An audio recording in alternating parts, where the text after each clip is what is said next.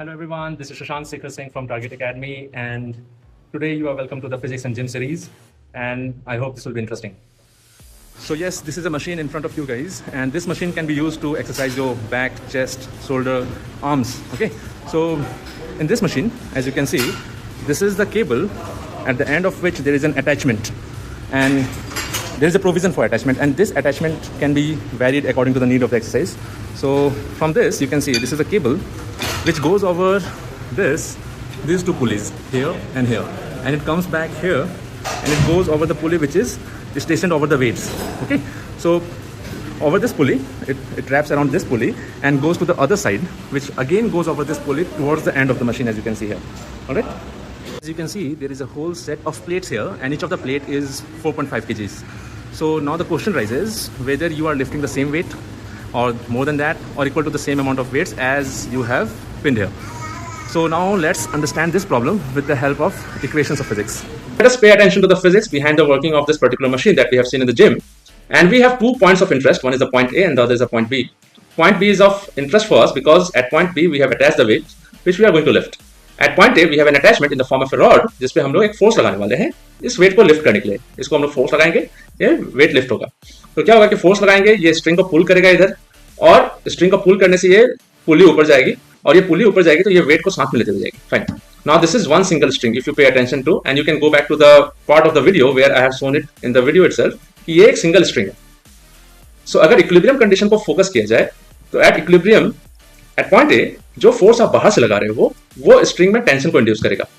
तो at equilibrium in point A force will be equal to tension. Now this string is one single string, तो इसमें हर जगह एक यूनिफॉर्म टेंशन आएगा, टी टी टी टी. अब हम लोग फोकस करते हैं पॉइंट बी को. अब पॉइंट बी पे क्या है, उसका पुली को हम लोग अलग कर लेते हैं और फ्री बॉडी डायग्राम ड्रॉ करते हैं. तो साइड से अगर देखोगे तो यहां से स्ट्रिंग जो है वो कुछ इस तरह से जा रहा है. तो स्ट्रिंग ऐसे आया, फिर ऐसे जा रहा है, इधर से रैप होके जा रहा है. ठीक है, this is the pulley point B.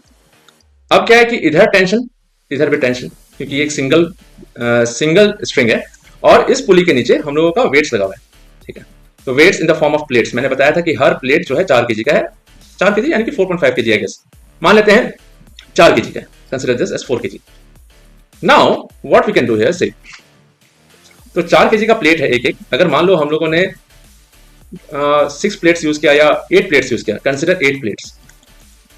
तो कंसीडरिंग 8 प्लेट्स, टोटल मास कितना होगा, 8 into 4 which is equal to 32 kg.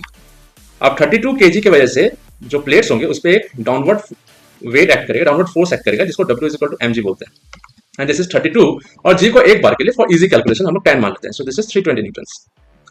तो this particular string which has tension T and T in upward direction will support this weight.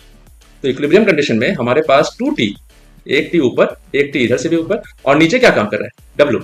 So 2T will be equal to W and W is equal to 320 Newton. तो tension कितना हो जाएगा, 320 divided by 2 which is equal to 160 newton. Fine. So 160 newton का tension induce होगा, और हम लोग को मालूम है force is equal to 160 newton, because force and tension same है at point A considering the equilibrium condition. तो फोर्स भी 160 न्यूटन. अगर हम लोग को पता लगाना है कि अगर 160 न्यूटन का फोर्स लगाते हैं तो इक्विवेलेंट मास कितना उठा रहे हैं हम लोग, इक्विवेलेंट मास. तो अगर हम लोग mg को इक्वेट करते हैं 160 न्यूटन से, और g हम लोग 10 कंसीडर किए थे, तो m हो जाएगा 16 kg. इसका मतलब है कि अगर आपने 32 kg का प्लेट लगा रखा है in total, you are actually lifting 16 kg. That is the half of it. And this is something called as mechanical advantage, because पुली से हम लोग को एडवांटेज मिलता है कि कम फोर्स कम लगा के हम लोग मास ज्यादा लिफ्ट कर सकते हैं.